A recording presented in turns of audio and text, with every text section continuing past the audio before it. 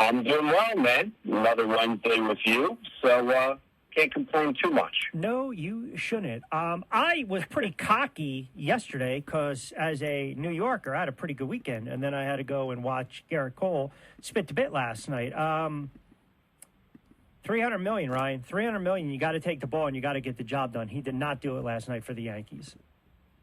No, I watched that debacle. If you're a said Yankees fan, and I sprinkled a little bit on the Red Sox money line just because. There it was. Just because of the value. Like they're two evenly matched teams. You're giving the edge being in Fenway Park, and that was a complete debacle by Cole. Though you're right. I mean, no one would have predicted that, should have or could have predicted that, but. That's what happens in baseball. You have a one-game winner-take-all. You're on the road at one of the toughest places to win.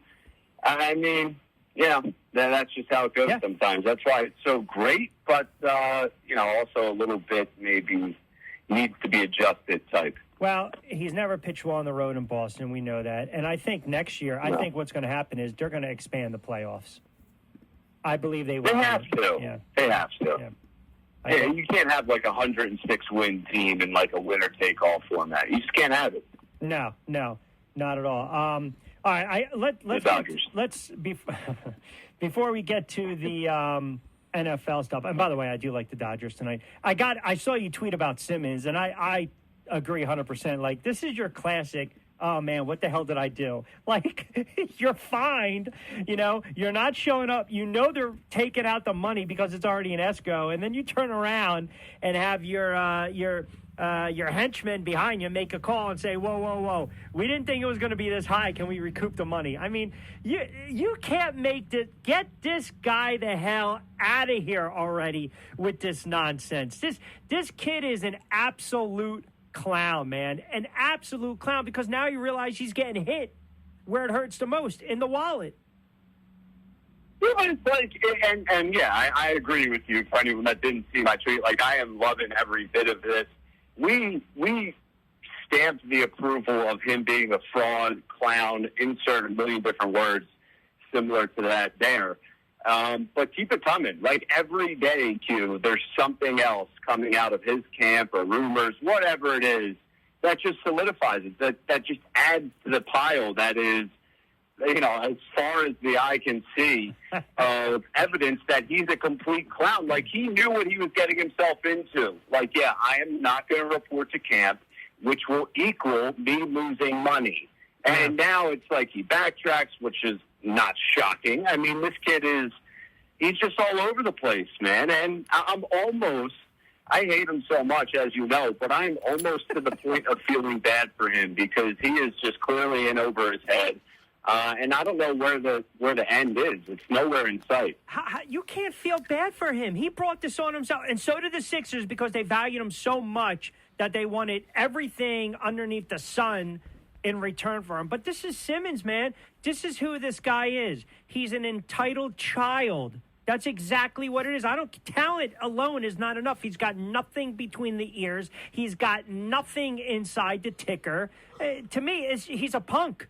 He is an immature child who just wants to take his ball and go home. Go. I'll help you, man. I'm so over this. But like you, I always enjoy a good train wreck. So, the more this happens, the more I laugh. Exactly. It's not going to end anytime soon either. Like, I don't know where the Sixers go from here, as we've talked about, but it just continues to that question continues to get larger and louder, so to speak. But I'm here, like you said. I'm here with my popcorn, watching the train wreck. How about this in Week 4? Loved Baltimore because I told you I thought Denver was a absolute fraud. Thought the Colts were due, which we hit on that one. And then Thursday night, a nice little start to the weekend because you and I both agreed Jacksonville was such a live dog against Cincinnati, getting 7.5. How'd you make out this past weekend? Yeah, I did pretty well. I have to pull up my And how about this, Ryan? Not to cut you off. How about Darnold again? Darnold again, plus 9,500, 2 or more rushing touchdowns. Wait, who? You cut out there. Who? Darnold again was plus 9,500 for 2 or more rushing touchdowns. Play him every week for $25. You bet that again? Yes. Wow, I respect that. I mean, ballsy and a bold move after you hit That's it what we once, do. We back the play. Yes, I'm double. I should have put 100 Why on not? it. 2 again this weekend. 2 again this weekend against the Atlanta Falcons. I'm sorry, I'm looking at the Jets. Now I'm getting too excited. 2 again this weekend against the Eagles. It's coming, I'm telling you. Oh, man, I'm going to have to jump on that train. It won't hit. When I jump on it, it won't hit because I'm Kim Bush. But that's what are you going to do? I love the Cardinals. I was all over the Cardinals. Just to recap quickly, obviously they absolutely dominated, and now they're the world champs because, they look good for a 4 game. But I joke because I genuinely like Arizona Cardinals. I know you do too. I went Rams, though, and I'm sure you enjoyed Stafford struggling a little bit. Yes, of course I did. That was beautiful. And that's going to happen, right? They weren't going to go undefeated, but, my joke with Stafford. So Arizona, I forget the other couple I had, but I'm trying to look through them quickly here. But I had a pretty good week. I had the Jets with the points. That was a good one. You have the Giants? So, what's that? Did you have the Giants? I did not bet that game. So I told you I teased down Tampa and Kansas City. I probably should have just taken Kansas City straight up, but I chose not to. Kind of a goofy game versus the Eagles, right? I mean, you had 3 touchdowns called back because of penalties. They are speaking of the Eagles, an extremely undisciplined team. I mean, it's just, I can't recall an Eagles team that's been this bad when it comes to getting penalized week in and week out. Now, all of a sudden, they're going to have this reputation every Sunday where the officials are going to watch them a lot more closely. Yeah, they're, this Eagles team, the penalties are horrific, man. I mean, they are setting franchise records week after week. You're not going to win football games like that. Like, it's just not going to happen. Like, you can talk about Jalen Hurts, so I thought had a great game against the Chiefs individually, but that doesn't matter. The defense now giving up a 40-plus spot back-to-back weeks after them looking somewhat good in the first 2 weeks. But, forget all of it. Like I said, you cannot commit the penalties. They have 44, I think, through 4 games. They had 9 against the Chiefs, and that was one of their lower committed penalties week of the 4 weeks. And who does that fall on, Q? It's the head coach, fair or foul. It's stemming directly from the head coach, the lack of discipline. No, can't argue. Can't argue with that. 100% agree. I was a little disappointed. I thought Sunday Night Football, there was so much hype, and, you had Mac Jones. He outplayed Brady. Brady got the win, right? I'm still not – I don't know where people were coming up with the Pats being a team that was going to win 9 or 10 games. I am just not seeing it. I don't buy it. They're laying 9 against the Texans. It's a lot. I mean, I like the Texans plus 17 and a half this past week. Did you see the total? Got the doors blown off them. But I don't know. I mean, that's a game I don't touch because everyone's off, you listen to anything on Monday after that Sunday night game, and if you didn't watch that game, you would think the Patriots won. Yep. It's right. like, I get it. Mac Jones looked good. They lost the game. Yep. Like, that's the bottom. I'm sorry. They lost the game. Yeah, it's nice. The kid looked good in a huge spot against Brady. But, they lost. I don't know what they are. I agree with you. I don't think they're anything special. They're average at best. They're in a rebuild. Yeah, and that total is just under 40. 39 and a half. Oof.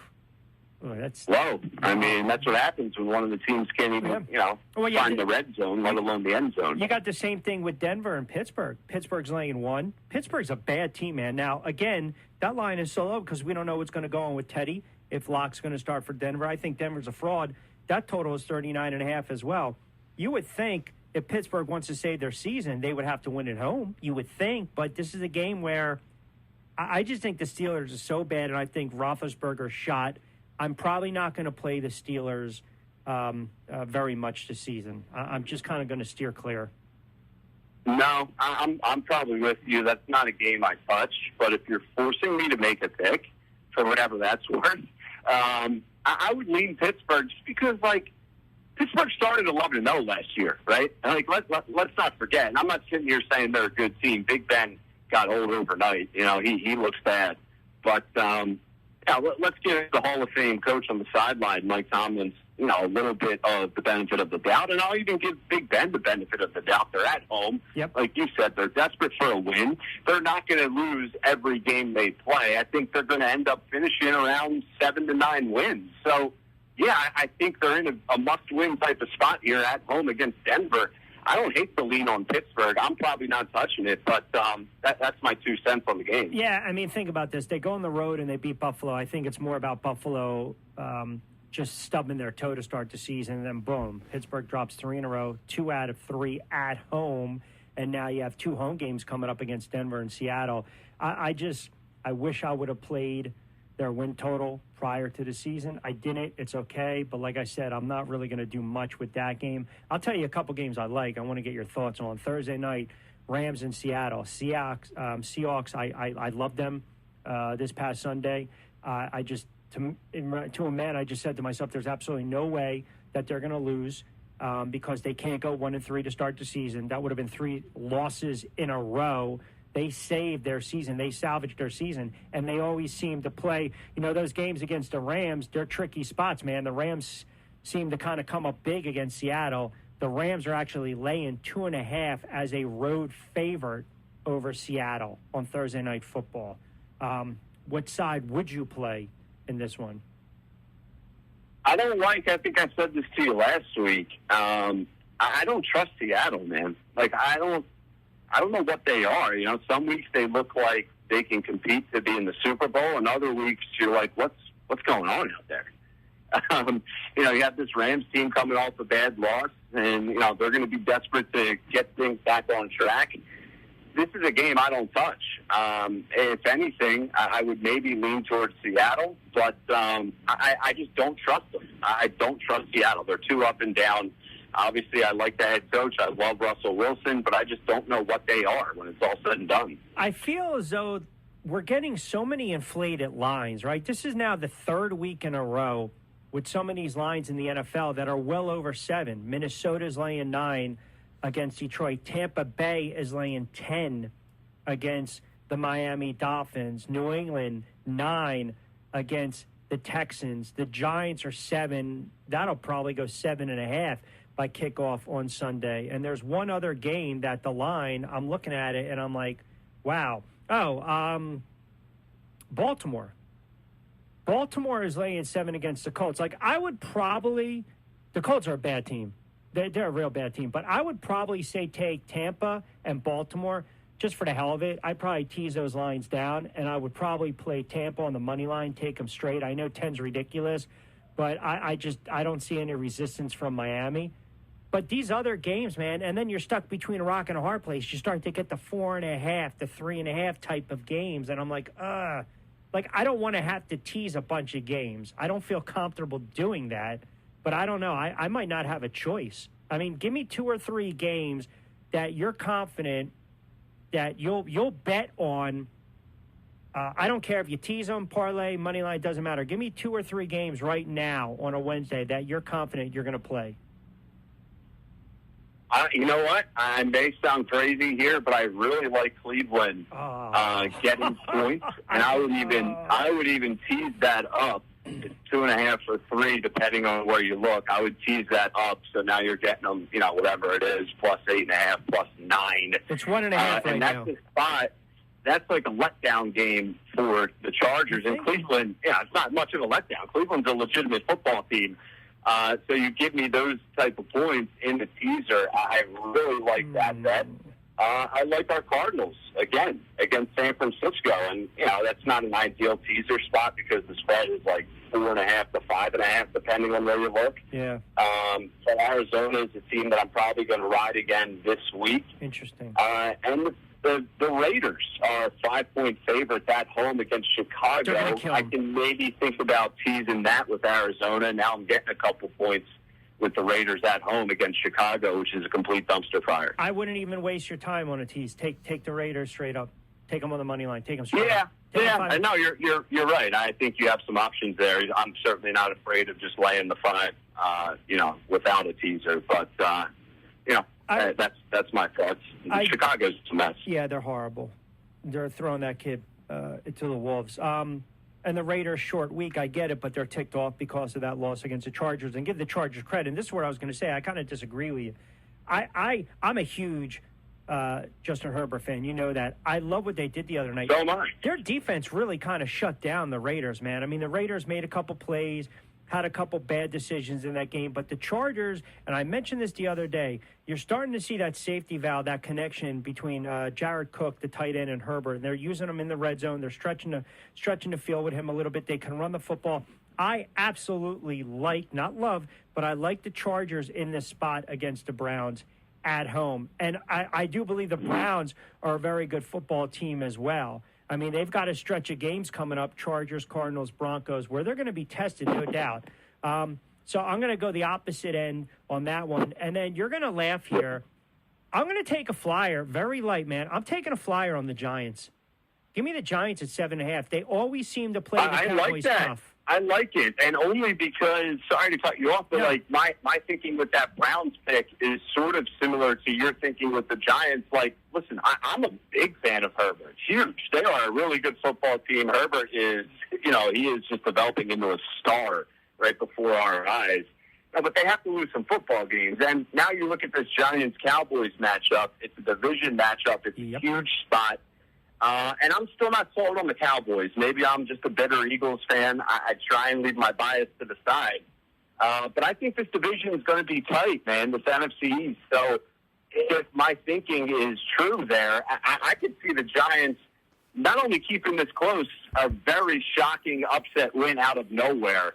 I'm not banking on that, but if you're giving me 7, I think I'm with you in playing that Giants. I can see it right now. They got Tooney into the mix. Galladay showed up. The defense made some plays. That's a game where you're down 11 on the road with under 8 to go. Typically, they don't win those types of games. That was probably their biggest road win since they opened up 2016 on the road with a win against Dallas. And they typically play the Cowboys tough. So, yeah, I'm leaning towards the Giants with the points. I'm not touching the Eagles game. I'm not. I'll play that prop with Darnold just for fun, but there's nothing about the Eagles right now that tells me they can win the game outright. And if I think they're going to cover and it's 3.5, then I might as well take them outright. I'm not going to do that. So that's a game that, you know what I'm saying? How about this game? The Saints and Washington. New Orleans, 2.5, total numbers 44. Two teams can't really figure out. No, not at all. I don't touch that game because exactly what you just said. I have no idea what they are. I'm not a believer in this Saints team. They surprised us a little bit early, but they've shown their colors a little bit recently. And I still don't really know what Washington is. So yeah, you're right. I would maybe look at the total there for the under, but don't love that game at all. And for the Eagles, I'm not touching it either.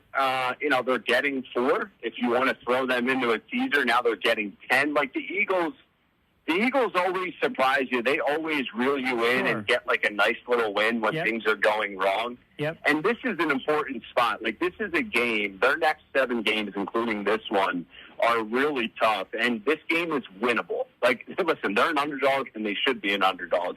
But this game is winnable. The Saints game is winnable. So they need to get these wins, and I think they're going to look at this tape throughout the week, at least the offense from the Chiefs game, and say, all right, what can we build on here? And maybe I'm giving them too much credit, but I think they're going to go into Carolina and compete, and at the very least it's going to be a close game. So I don't know. That 4 is enticing, and maybe even tease it to 10. But we'll see. I still haven't decided on that for me personally. Yeah, and you can make an argument for every team in the NFL. They'll win a game that no one expects them to, right? And last year for the Eagles, what game I think of? The New Orleans game. Hurts threw for like $167, but they won that game. No one gave them a fighting chance in that game. All right, lastly, before we get out of here, this is a game where I'm just going to sit back and enjoy. The only play I foresee in this one might be the over, and that's Buffalo and Kansas City, a rematch of the AFC Championship. Yeah, where are you seeing that total at? Right now, I got it at 56 and a half.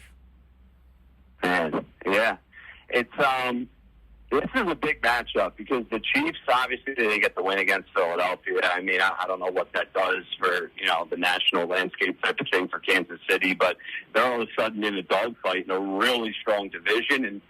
And Buffalo is obviously, a little bit of ups and downs, a couple blowouts. And I don't know. I don't know. I would maybe look at the total. I don't know if I'd pick a side on this one because you can't trust Kansas City against the spread. Despite this past week, you can't trust them against the damn spread. Yeah. Well, listen, that's life in the NFL, my friend. I mean, all I got to do is just get Darnold every week to give me those 2 rushing touchdowns. That'll be about a 25,000 profit for a football season. That's not bad. Not combined bad, 300 total of bets. He is Ryan Rothstein. Give him a follow on Twitter @WiseRye. Soon as I got out of here at 6. Keep it locked in. He'll be joining Danny Burke for Rush Hour at 6:15, and, of course, at VSiN Live as well. He's also recording, releasing a new Philadelphia CityCast episode presented by Bet Rivers. And tomorrow, I'm sure he'll talk a little Simmons and Eagles and some lines overnight shift on Sports Radio WIP from 2 to 6 a.m. I always appreciate you, pal. Absolutely, man. Appreciate you. All right, be well. Good luck with the bets this week. You too. All right. Go Darnold. Get out of here. Goodbye. There you have it. Ryan Rothstein joining us for a couple moments.